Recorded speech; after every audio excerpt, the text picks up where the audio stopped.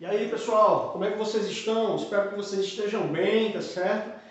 Saudade de dar aulas presenciais para vocês, mas por enquanto vamos nos virando assim, tá certo? Espero que vocês estejam tendo o privilégio aí de poder ficar em casa, se protegendo. Se não, lembre-se de usar máscara, se tiverem que sair de casa, tá bom? Nessa aula aqui de hoje, nós vamos falar sobre Guerra dos 100 Anos, que foi um dos maiores fatos ocorridos durante a Idade Média, num período que a gente chama também de Baixa Idade Média. Porque a Guerra dos 100 Anos, galera, vai ocorrer no contexto de muita crise na Europa. A gente vai ter muito conflito, a gente vai ter revoltas camponesas, a peste negra, que nós vimos já na aula anterior, tá certo? Mas o que interessa a gente compreender agora é quem é que estava brigando na Guerra dos 100 Anos, né? Quais territórios estavam lutando e por que ocorreu essa guerra. É o que nós vamos entender. Primeiramente, preste atenção que chama-se Guerra dos 100 Anos, mas na verdade essa guerra durou 116 anos. Né? E quem é que estava em conflito, professor? Pessoal, Inglaterra e França. E por que esses territórios entraram em conflito? Simples, galera. A disputa aqui era uma disputa territorial e comercial. Agora, o que vocês precisam entender é que território é esse que a Inglaterra e a França estavam disputando. Pessoal, esse território que estava sendo disputado é o território que a gente chama de Flandres. Flandres, galera, que é essa partezinha aqui vermelha, localizada ali no norte da Europa. Esse território pertencia à França. Era posse da França, esse território durante essa época, a Idade Média. Mas esse território, por mais que pertencesse à França, era um território muito importante e muito lucrativo para a Inglaterra. Porque a Inglaterra vendia aqui vários produtos têxteis, como por exemplo algodão, tecido, certo? Mas o fato é que pertencia à França. Então a Inglaterra, galera, ela tinha desde o início um interesse muito forte em tomar aquele território da França, tomar a região de Flandres. Então é esse território aqui que vai ser disputado. O objetivo é dominar essa região. O objetivo da Inglaterra é tomar Flandres da França, tá certo? Então nós temos o que? Um território que pertence à França, tá bom? Que é o território de Flandres, mas é um território muito importante para os ingleses. Isso vai fazer com que ocorra uma guerra. Agora a questão é, professor, a guerra vai iniciar já assim de início? Não. A Inglaterra vai usar uma desculpa para declarar guerra à França. E essa desculpa é o que nós vamos entender. Essa desculpa a gente pode chamar também de estopim. O estopim, galera, é como se fosse aquela desculpazinha que a gente usa para fazer uma coisa, mas a intenção é outra. Por exemplo, vou explicar para vocês. Pessoal, o rei da França, Carlos IV, que é esse senhor aqui que vocês estão vendo, ele vai morrer, tá certo? Ele morre e ele não deixa herdeiros. Pessoal, nessa época, se um rei morre, ele precisa passar a coroa para os seus descendentes. Então era muito importante que o rei tivesse filhos e filhos homens. O problema é que Carlos IV não deixou nenhum herdeiro. Então a França estava precisando de um rei. E aí, galera, Eduardo III, que era rei da Inglaterra, ele era primo de Carlos IV, o rei da França.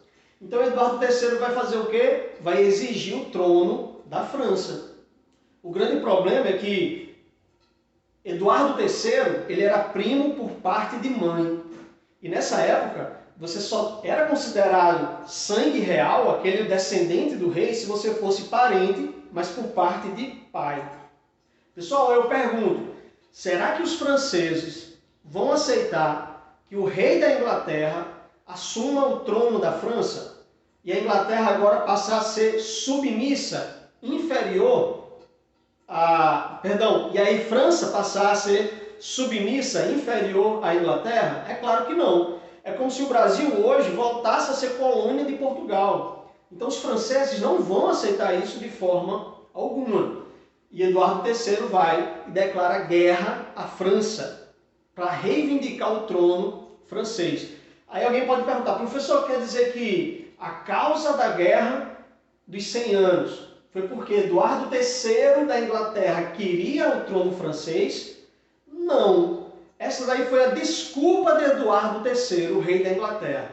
Na verdade, o que Eduardo III queria era dominar a região de Flandres, que era uma região muito importante comercialmente, muito lucrativa para a Inglaterra, mas pertencia à França, não é? Então, ó, os franceses não vão aceitar e os franceses vão apoiar, para substituir o rei Carlos IV, eles vão apoiar um sujeitinho lá chamado Felipe de Valois, certo? Mas é claro que Eduardo III não vai aceitar e vai declarar guerra, vai lutar pelo trono francês e pela região de Flandres. Pessoal, a guerra vai durar muito tempo, então nós temos que compreender só algumas características gerais dessa guerra, tá certo? Ó, desde o início da guerra, a Inglaterra dominou. A Inglaterra, galera, foi avassaladora contra a França. A Inglaterra vencia batalha atrás de batalha durante décadas, certo? Tudo indicava que a Inglaterra iria acabar com a França e iria vencer a França. E a França sempre lá resistindo, tanto que a guerra durou mais de 100 anos. Mas o fato é que a Inglaterra, ó, já no início da guerra, foi avassaladora contra a França. Outra característica é que essa guerra ela vai revezar. Vai haver períodos de conflito e períodos de trégua, onde os exércitos ficavam ali meio que descansando, dando uma trégua, e depois retomavam o conflito. E uma outra característica é que a guerra vai ser tão longa que durante a guerra mesmo vai haver um processo de desenvolvimento tecnológico com o uso de novas armas. Ou seja, uma guerra que no seu início era apenas com espadas, já do meio para o fim, galera, começaram a ser utilizados os canhões. Ou seja, as primeiras armas de fogo na Europa foram utilizadas na Guerra dos 100 anos, tá certo? É mais uma outra característica. E aí, galera, eu falei para vocês que a Inglaterra estava avassaladora, não é? Mas aí surge uma jovem camponesa, uma garota de apenas 16 anos, chamada Joana d'Arc. Joana d'Arc era uma camponesa francesa, e Joana d'Arc, ela afirmava com veemência, com convicção, de que ela conversava com a Virgem Maria e com o Arcanjo Miguel. E Joana d'Arc dizia que a Virgem Maria e o Arcanjo Miguel, nas suas aparições, diziam para ela que ela seria a grande líder da França nessa guerra. Que a grande missão dela seria o que? Libertar a França das garras da Inglaterra. E tanto que Joana d'Arc ela se alista como soldado e vai lutar. Corta os cabelos, tem um filme que fala sobre isso, né, de Joana d'Arc vestida de soldado e foi lutar. Pessoal, Joana d'Arc acabou sendo uma inspiração para os soldados franceses. De tal forma que a própria presença de Joana d'Arc no campo de batalha fazia com que o exército francês ficasse revigorado na batalha. E Joana d'Arc, que afirmava ter uma missão divina, esse próprio discurso de missão divina, de vencer a guerra, aquilo encorajava bastante os franceses. E o fato é que, a partir de Joana d'Arc, os franceses começaram a reconquistar territórios e começaram a vencer batalha após batalha. Ou seja, aquela guerra que lá pelo seu final parecia que ia dar só para a Inglaterra iria vencer, a França começou a virar o jogo. A França agora começou a retomar os territórios que até então a Inglaterra havia tomado da França, tá certo? Tudo isso a partir da ação de Joana d'Arc, que foi até canonizada pela Igreja Católica, é considerada uma santa hoje. A Joana d'Arc, então, ela vai liderar a França contra a expulsão dos ingleses, tá certo? E vai se tornar um símbolo do nacionalismo francês e um símbolo também da resistência francesa até hoje. Ok, galera? E há uma coisa importante que vocês têm que entender, professor. Mas e aí, quem foi que venceu essa guerra? Galera, preste atenção, a Inglaterra desde o início avassaladora, não é? Contra a França. E lá pelo final da guerra, a França retoma um fôlego e de forma surpreendente começa a equilibrar a guerra mais uma vez, retomando os territórios que havia perdido para a Inglaterra.